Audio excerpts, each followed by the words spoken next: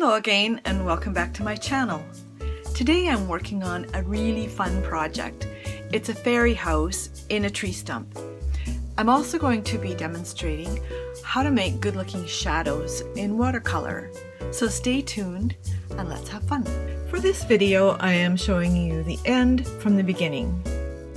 What we're doing today is this cute little fairy house made from a tree trunk. Now, we all know that fairies aren't real, but for the purpose of the video, we're going to pretend that the pretend is real. And I'm thinking, what fairy would not love a lilac-colored house? So that's what we're painting today. Before I get started, be sure to subscribe to my channel and click the little bell so that you can be notified when I have a new video. So let's begin. For the first layer, I used a combination of ultramarine violet and Chinese white and just mixed those two colors until I got the shade that I was looking for. Now that it's dry alongside these balconies, I'm going to put in the posts with straight Van Dyke brown.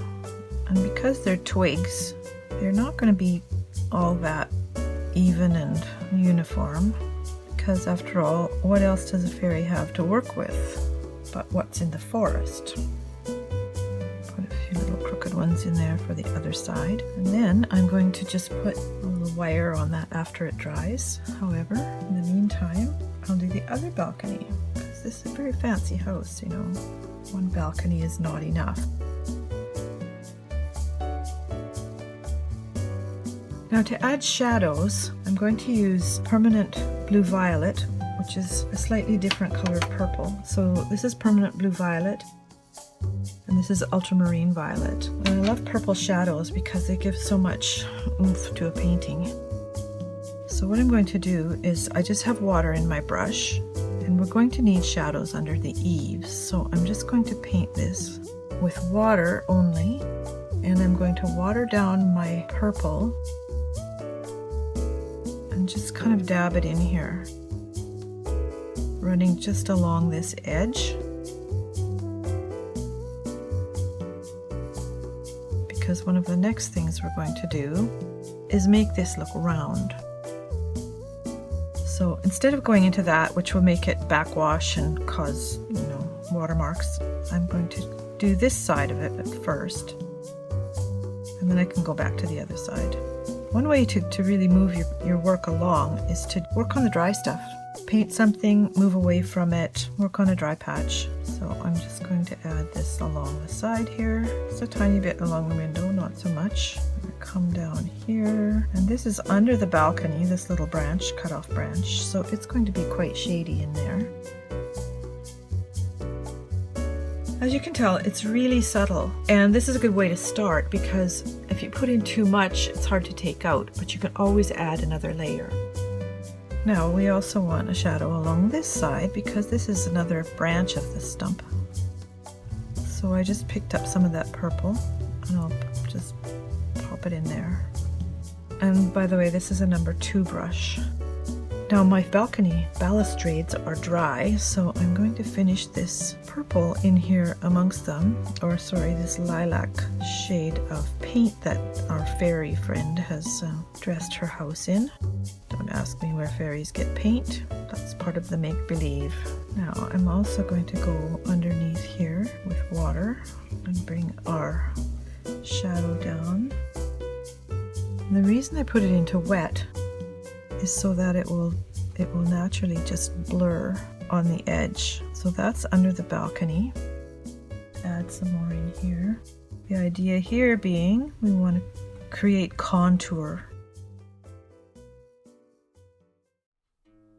And we need a little bit of contour in here as well. So I'm painting this little edge a bit darker. And we'll want a shadow under this roof edge. And there's one more area to add a bit more contour, and that's along this side.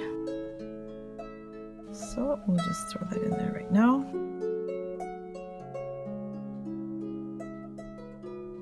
Now you can see that this has dried and it's quite pale, which is not surprising because I wanted to show how you could add to it. So I'm going to add a little bit more of the shadow color along here. It's not a lot deeper, it's just another layer. So when you put another layer on it, it naturally makes it a little bit deeper.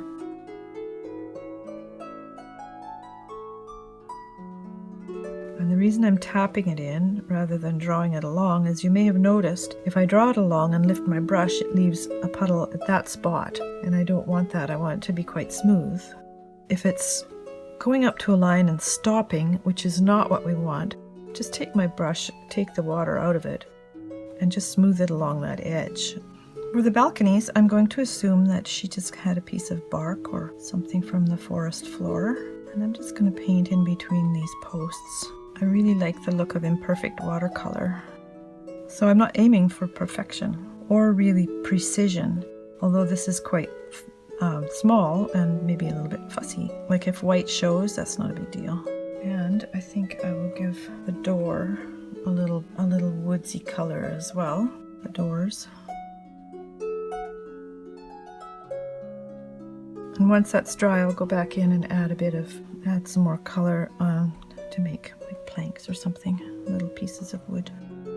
Now I'm going to paint the bottom of the tree. The interesting thing about trees and bark, if you've noticed, I'm sure you have, is that it's very seldom brown. We think of it as brown, but if you're actually looking, you'll see that it's not. In fact, I'm going to paint some flowers here, so I'm going to stop right now.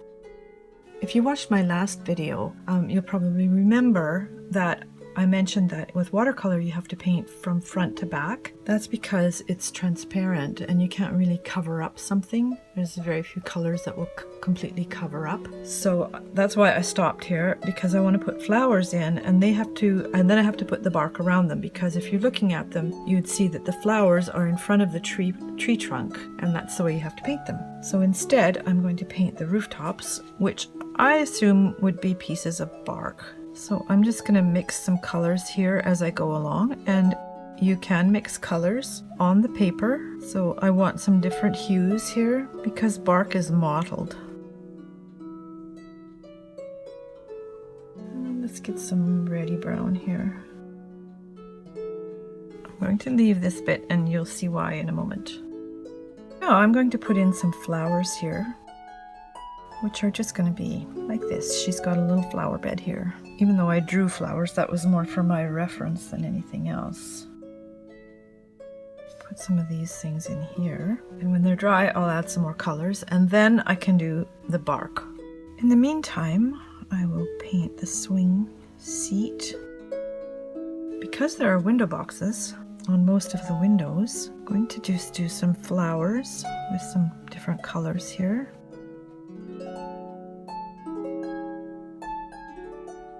And we'll want some yellow ones because yellow makes everything stand out. So let's put a few of those in amongst.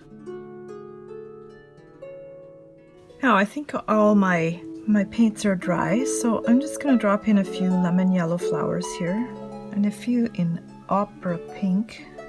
Just tiny ones. Yes, they're so cute. And then I'm going to put green around them because we need greenery, obviously. And while those are drying, I'm going to put a window frame. I'm going to use, what color should I use? I'm going to use a combination of permanent red violet and permanent blue violet. That's pretty dazzling. I think our fairy will like that color combination.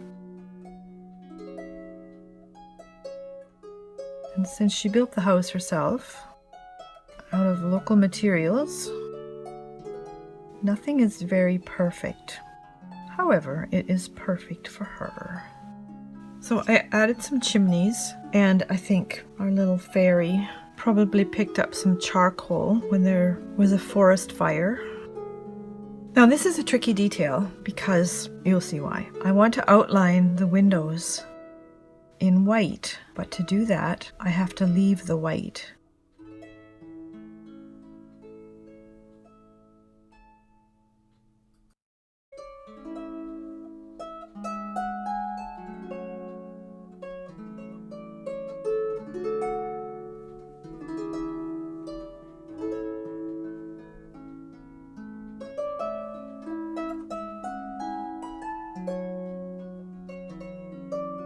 And if you're thinking that's way too fussy and you'll never do this, there is another easier way.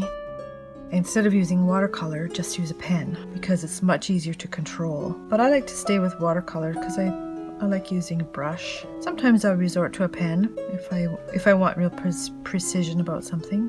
There's absolutely no shame in that. The idea is to produce the end product after all. And this is the tiniest brush I have, which is a number 1. Now while I have this tiny brush, I'm going to make the balustrades on the balcony, and this one too. I think I'll just go ahead and do this little lantern instead of using a pen.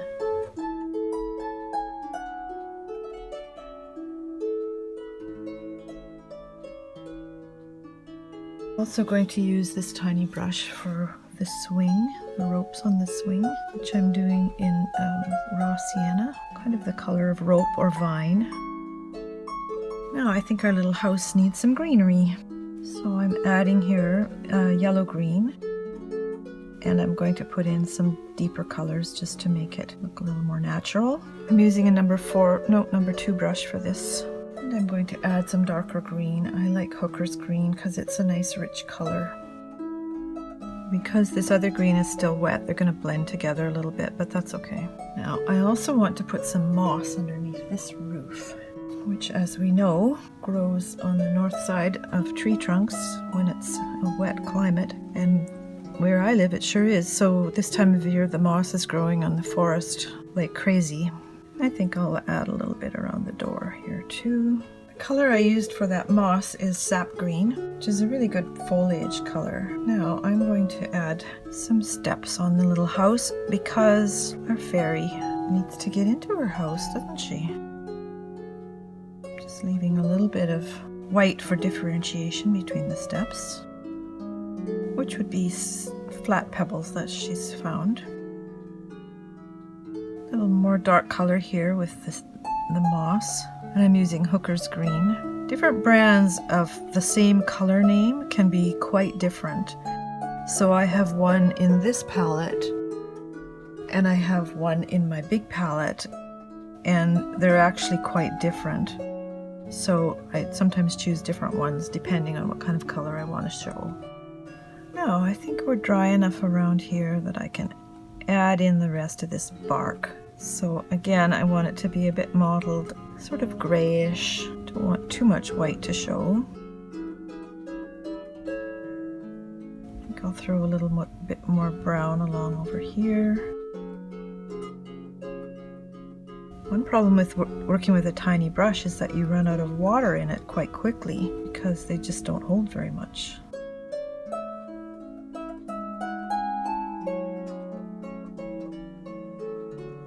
We only have a couple more little embellishments to do. I'm going to assume this is made from bark of a birch tree or something with light colored bark. Now there's only one thing left to do, and that is to make our tree look a little bit more like a tree. And the way I'm going to do that is just to put in some light striations. We're using the same color of lilac that I painted the original layer in. Now when everything is completely dry, I can go in with an eraser and take out some of these pencil lines. And that just gives it a little bit more finished look. So there we have it, a house for a fairy, a make-believe house for a make-believe fairy. I hope you enjoyed this video, and I hope that you will take a look at some of my other videos while you're on my channel. Don't forget to like and subscribe. Subscribe using the little button below, and click the little bell and all so you can be notified when I have another video. And I'll see you next time.